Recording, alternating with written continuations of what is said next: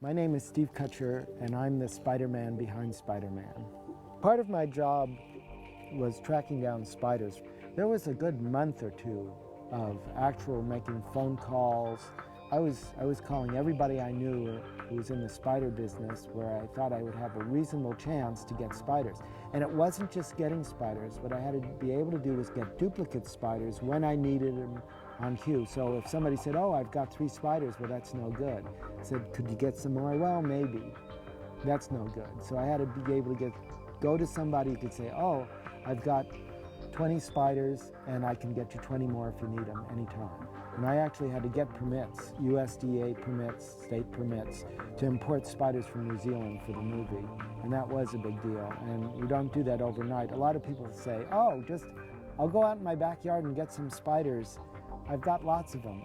But when it's raining and it's cold in the wintertime, you're not going to find too many spiders, especially ones that are large enough to use for a movie like this. So it's quite challenging. One of the scenes calls for a spider to bite Peter Parker, and as you can well imagine, if a tarantula was webbing down from above onto his hand, he would probably notice it. So a large spider was not on the agenda, and I had to track down small spiders that would work. We actually picked a variety of spiders, and one of the spiders we picked is a steatoda. The spider is a small spider, and we had it actually webbed down from the ceiling. I was in charge of the spiders for the movie Arachnophobia. In that movie, we used a spider called Delana cancerides, which is a giant crab spider. And I was lucky enough to track it down in New Zealand, and when Sam saw it, he really liked it. And so we used this as one of our spider candidates in the movie. And I'll have him climb up to the top, and you'll see he'll wave to you. One wave to the camera, oops. We'll have him go down to the brush side and wave to you from there. And wave to the come on, get up there. Wave a little bit, okay. The most amazing thing about these spiders is that they live in cracks and crevices. I'm going to show you something. I'm going to take it, put it in my hand, and then I'm going to put my hands together. And when I open up my hands, you'll see where the spider is. Oops. And put them and do it again until it's set. And then to make it move, all I have to do is just tap it. And it's off again. So this is a really active spider, a harmless spider, and a very good moving spider. And actually, it crawls just like Spider-Man. He can walk up walls. I'll put him on this glass, and you'll see he'll be able to climb up. He can climb up a vertical wall just like Spider-Man. So when I got a call to do the movie Spider-Man, I immediately thought of this spider, because if there's one spider that can crawl up anything, it's this one. The original spider, when I first saw the drawings, I had to try to duplicate a drawing that was the artist's concept of what the spider should look like for Spider-Man. And I tried to come up with that, and one of the ways we tried was by putting on prosthetics, and another way we tried was by painting. And when we showed these options to Sam Raimi, the director, he decided on one with makeup, and that's what we did. We went with a specific design. When you put makeup on, not only do you have to use the right type, but you can't just put it on anywhere. You have to be aware of their breathing holes. Spiders have their breathing holes on the underneath side, right about here, and the makeup was put on the top, so it wouldn't hurt the spider at all. We used this is a painted Black Widow, and when we were done, you can see the paint came off. Hear that? Since it was wintertime and spiders were hard to come by, one of the options would be mounting up spiders. So I mounted up some spiders. These are live spiders with some prosthetics on them, and thinking, well, maybe we could lower them down on a string, or maybe you could take a rubber spider, a small rubber spider, and lower that down on a string for biting. But the trouble with that is it looks like a rubber spider that's being lowered down on a string. There's no movement, and so it looks a lot better using live spiders. There wasn't that many takes, less than a dozen, because I did not do this alone. I had 4 assistants, Michelle, Matt, and Maya. and all of them were very helpful. And what they would do is they would bring over a rack of spiders like this. And this is also how we kept the spider. So if we needed a spider, all we'd have to do is pull it out. This one. Pull it out of its little cup device. The spider stays in the top, and then I would have them test each spider before they handed it to me so that I knew that the spider was ready to web. And then I would take the spider and web it down and try to make it hit Toby's hand. And that was a challenge too. I can't say enough to thank the web makers, Robin, Mike, and the property crew, and some of the other people who helped out, as well as Sam's direction, because they were the ones that guided me. I like to consider myself as having some talent, but having that guidance is helpful, so I know the direction to go.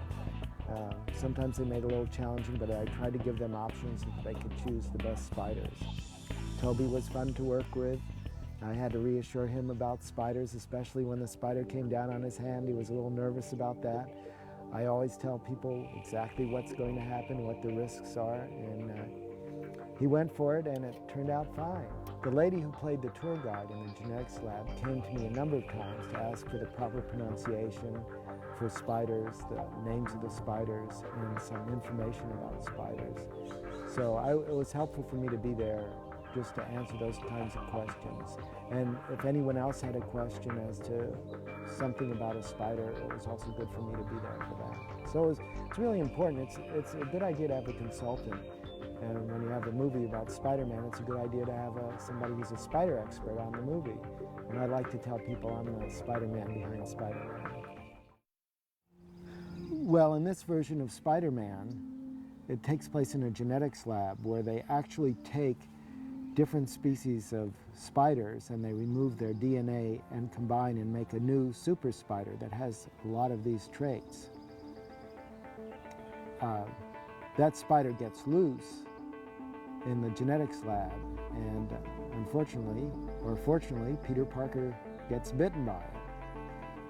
I got a call from Robin Williams, who is the property master, an excellent man, and he said that they were looking at getting some spiders for Spider-Man. And he also mentioned that they had tried out some tarantulas, and Sam didn't want any tarantulas. And so I came in and I did a show and tell. I've been interested in insects and arachnids ever since I was 3 years old. I went on and got my master's degree studying insect behavior. I started working in the film industry around 1977 or 78, and I have a tremendous number of films and commercials and things I've done.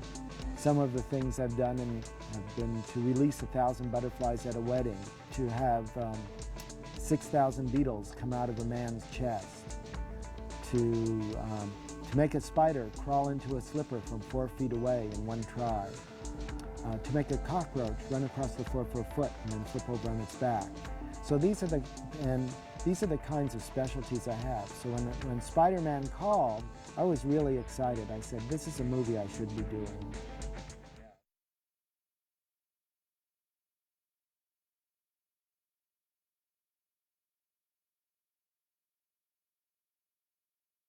Oh yeah, this is the Macho Man Randy Savage, a.k.a. Bone Saw McGraw, doing the Spider-Man movie right over here in, California.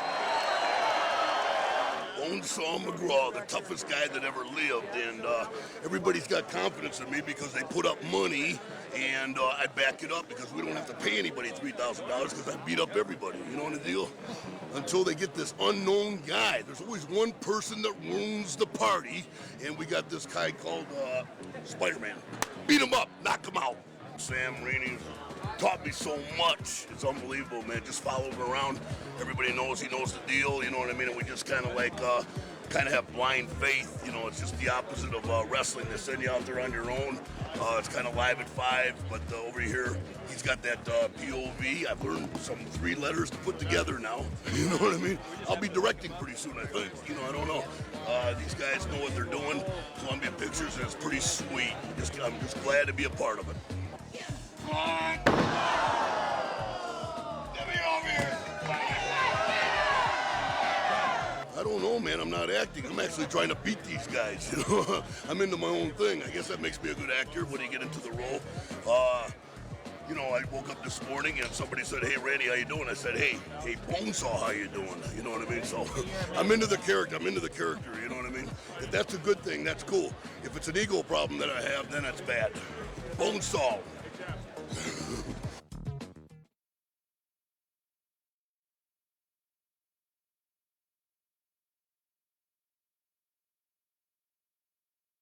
My name is Jason Mahakian. I'm a model maker here in Spider-Man Art Department.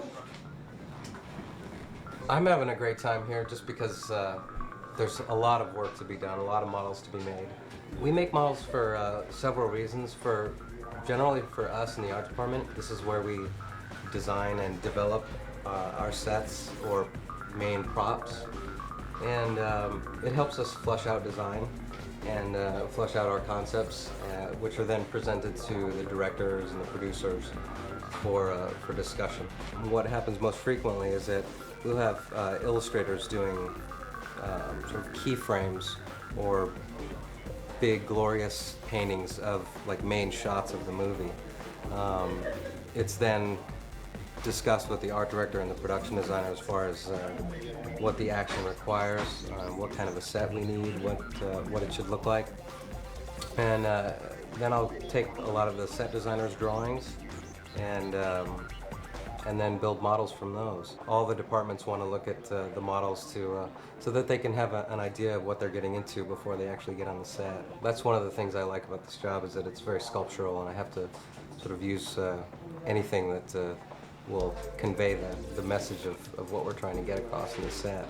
I always loved comic books. I love the stories. I can't say that I was a really big fan, but I was always fascinated by the illustrations and the fantastic places that they could create in the comic books. It definitely influenced me.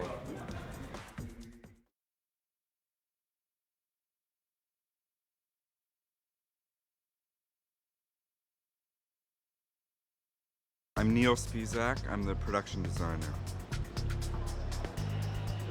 A production designer is the person who works with the director and the director of photography and the producers and the visual effects team to conceptualize and make all of the ideas that everybody has in theory become actually materialized. It's great to work with Sam because he's always very clear about what the story is and who the characters are that are within the story.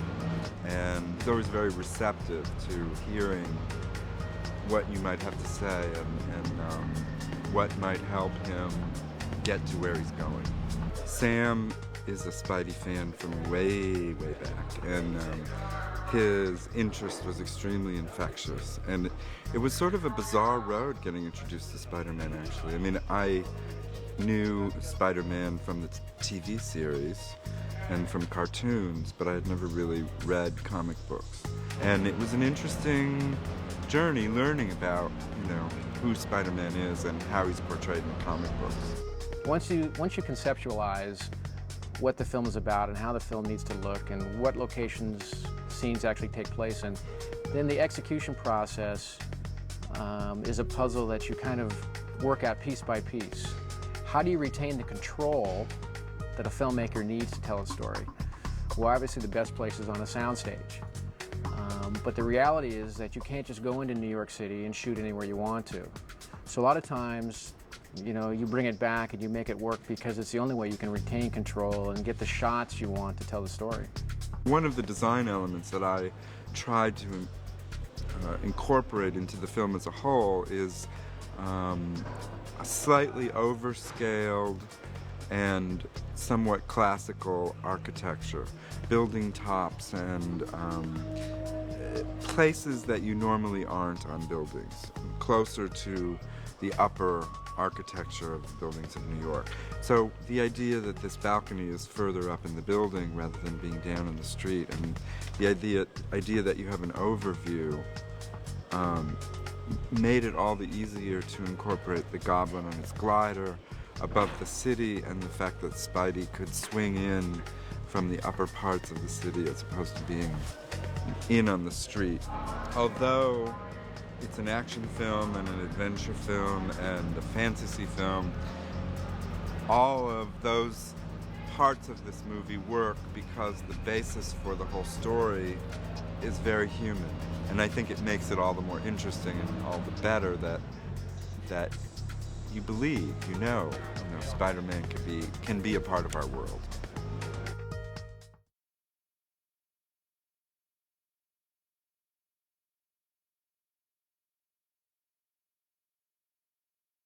My name's Ozzy, the art department coordinator for Spider-Man, and this is where Sam's creative vision and Neil's design vision come together for the movie.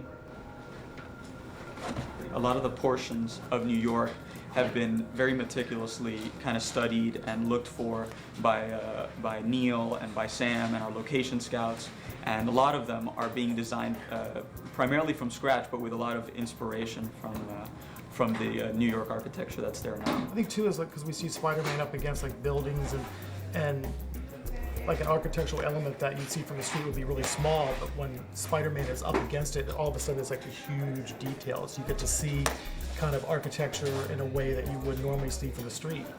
We just need to come up with a look, and the construction is the one who figured out how to hold it together. Yeah, we just get to draw kind of what it's supposed to look like and not worry about the mechanics of it and how it's put together and that sort of thing. Plus it's sort of immediate gratification for us because we get to draw it and then get to go to the stage and see it like within just weeks. Then it gets destroyed in 3 days after shooting. As you can see, this is what we call full-scale detail. Yeah, I'm working on the Osborn mansion, the Green Goblin house. This is going to be the fireplace on his living room. It's going to be his main room, like the living room, all the wood paneling, get totally detailed, the columns, like one by one, everything to the last molding. Sometimes, you know, you're drafting a building and some part of the building have to stick out farther out or had to be bigger or had to be in a certain shape to accommodate Spider-Man landing on it. You'll be able to see parts of New York and POVs of New York that you would have never seen before because of the things that Spider-Man does and the positions. Places he goes. It's like all the places you were looking at from the street that you wish you could go see and go sit on that nobody ever has been able to do. The team that Neil has assembled for the art department, we pretty much keep it like a family. We're very kind of close with each other, and it's a very personal kind of a team. Rather, sometimes in these big pictures, you have such a big art department, it becomes very impersonal.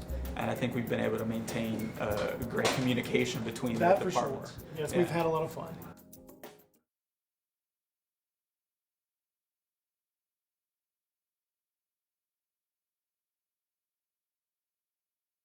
Hi, I'm Will Naumann. I've been on this show for about 6 months, and we've been doing everything from metal to wood. I am a prop maker. I build sets from the bottom up. We make everything that goes from blueprints to walls. Then the set dressing comes in with curtains and chairs and everything else. But everything that's solid on a set is construction. That's what we build. We build the doors, we build everything, stairs, everything that works with walls on the exterior part of a set.